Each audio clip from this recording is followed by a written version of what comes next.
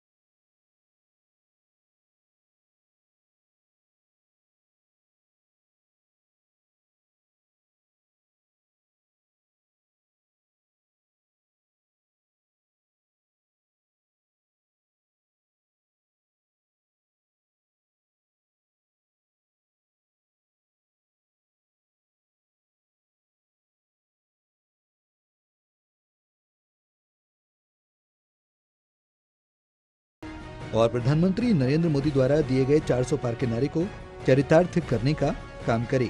साथ ही कहा कि हरियाणा में 10 की 10 सीटों पर बीजेपी की जीत होगी। चाहे आयुष्मान कार्ड है, चाहे प्रधानमंत्री आवास योजना है, चाहे किसानों को प्रधानमंत्री किसान सम्मान निधि देने की बात है, और चाहे प्रधानमंत्री उज्ज्वला योजना के तहत माताओं बहनों के घर के अंदर गैस का सिलेंडर कनेक्शन पहुंचाने की बात है, चाहे देश के अंदर रोड के इंफ्रास्ट्रक्चर की बात हो, चाहे हमारी सरकार या डबल इंजन की सरकार ने युवाओं के अंदर जो विश्वास उनका कमजोर हो चुका था, ये 2014 से पहले की सरकार में, परंतु आज युवाओं का विश्वास वो बड़ा है। आज बिना पर्ची बिना खर्ची के गरीब मां का बेटा भी हरियाणा के अंदर IAS अधिकारी लगा है।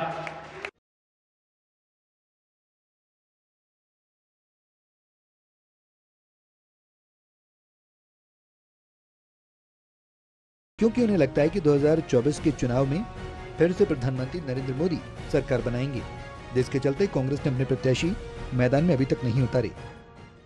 आप लोग देख भी रहे हैं कि विपक्ष के अंदर अभी तक प्रत्याशी उतारने की हिम्मत भी नहीं हुई है। अंदर खातिर डर है, और ये डर है कि कहीं ना कहीं हमें जैसे 2019 के चुनाव के अंदर पीछे देखना पड़ा था, और 2024 के अंदर भी हम कामयाब नहीं होंगे, क्योंकि इन 5 वर्षों के अंदर नरेंद्र मोदी जी ने और देश को आगे ले जाने का काम किया है।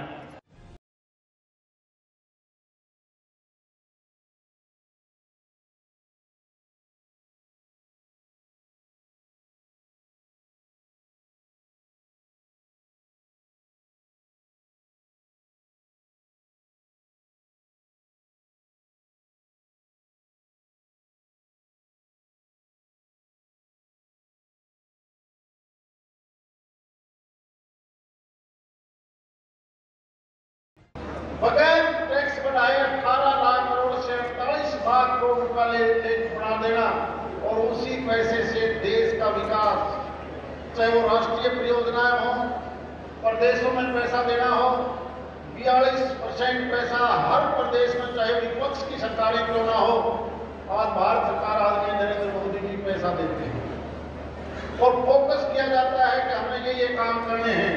कहीं नेशनल हाईवे है, कहीं सड़क है, कहीं पानी है, कहीं बिजली है, कहीं हेल्थ है, तो कहीं एजुकेशन है। कोई ऐसा विभाग नहीं जहां आप तेजी से काम चलता ना दिखाई देगा। तेजी से इसी पानी के खेड़े के आसपास 31 दिसंबर तक जब आप सड़क से झांसी हिसार जाओगे और यहां से बंबई जाओगे, तो यहीं से चढ़ के वाया कोटपुतली, वाया दौसा होते हुए आप 12-13 घंटे में बंबई पहुंचना शुरू हो जाएगा। वहीं वित्त मंत्री जयप्रकाश दलाल ने किसानों से संबंधित विभिन्न योजनाओं का जिक्र करते हुए कहा कि प्रदेश की मंडियों में न्यूनतम समर्थन मूल्य पर किसानों की फसलें बगैर किसी व्यवधान के खरीदी जा रही हैं और 1 अप्रैल से गेहूं की खरीद भी शुरू हो जाएगी।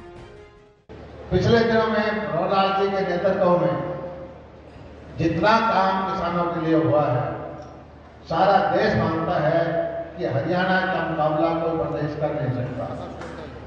इस बार जो धान का भाव भी रहा है 4500 से लेकर के 4900 रुपए की क्विंटल तक रहा है।